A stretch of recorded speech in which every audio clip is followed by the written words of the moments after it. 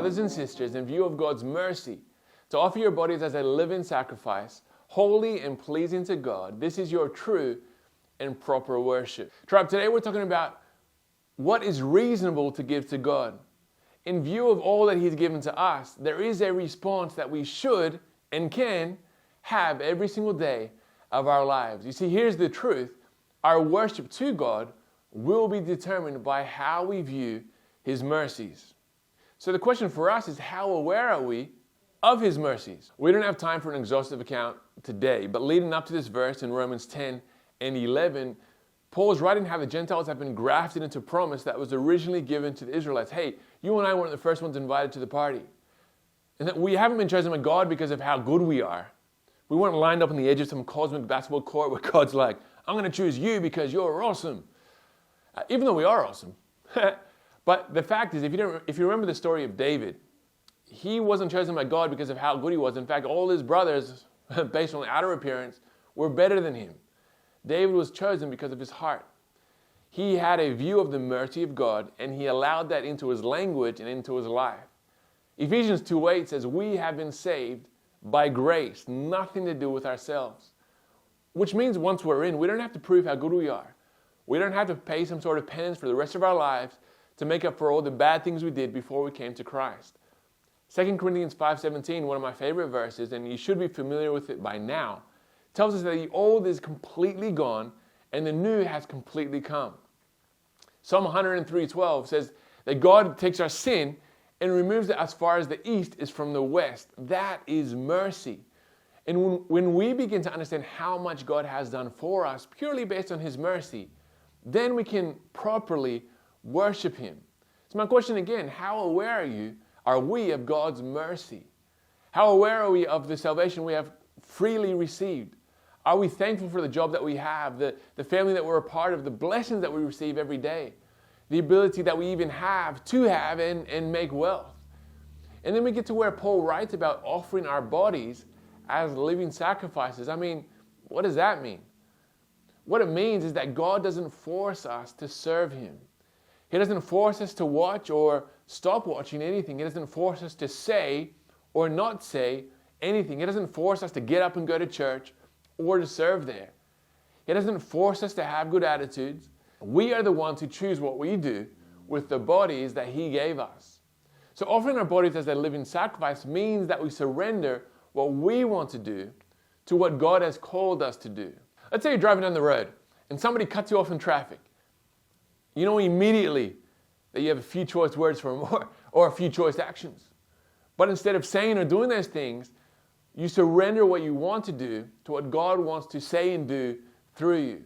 Let's say you're at work and one of your coworkers talks down to you, or your boss is rude to you, and all these thoughts and ideas about how to react instantly come to mind. How you deserve to be treated, what you're going to say. What if you took all those emotions and surrendered them to what God wanted to do through you? Sacrificing what you want to do to what He's going to do. Let's say you're at home and you want to put something on to watch. What do you choose to put on? Is it whatever you like, or is it what you know God would approve of? It's time to give you a tithe. Money is always a difficult one for some. Do you hold on to what you believe is yours, or do you say, hey, God gave me this ability to have wealth, and I'm going to honor Him by giving Him a tenth? What about this? You wake up on a Sunday morning and it's cold. Is that the deciding factor in whether or not you go to church? See, giving our bodies as living sacrifices is our true and proper worship. Another translation says it's our reasonable service. Our only reasonable response to what God has done for us is to offer Him everything. What would it look like if we submitted all of our negative thoughts to the faithfulness of God? What if we only spoke the words that we knew had been inspired by Him? What about this one? What if we only saw people, and yeah, I mean those people, the way that God sees them? See, when we lose sight of the mercies of God, we stop being reasonable. When we stop seeing what He has done for us, we expect what He's doing, has already done for us, to come from other people. And when those people can't provide what only God can provide, it affects our attitude and the way that we look at the world. And that means that we stop being reasonable. You see, when we have this perspective, the unreasonable perspective, Serving in church becomes a chore rather than a joy. We see faults in other people really easily, and we're very quick to point them out. Giving to God, it's like pulling teeth. Our emotions go up and down based on the day, how people are treating us, what's happening at work, the weather. That's not a life that God has created us to live. When we lose sight of the mercies of God, it becomes very difficult for us to worship. You know, I've heard people say or talk about how they didn't feel anything during the praise and worship, as if we're meant to feel something in praise and worship.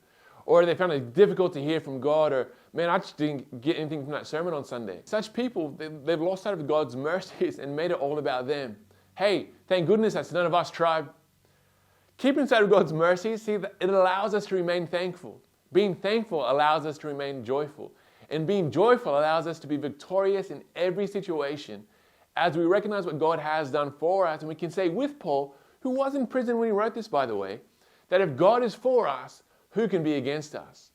Let's be a community of reasonable people, of people who keep God's mercies in plain view, always thanking Him for what He has done and is doing through us. Let's be a community who willingly offers our time and energy, our skill and talent, our attitudes and our emotions. Let's be a community of true worshipers, a community of reasonable people.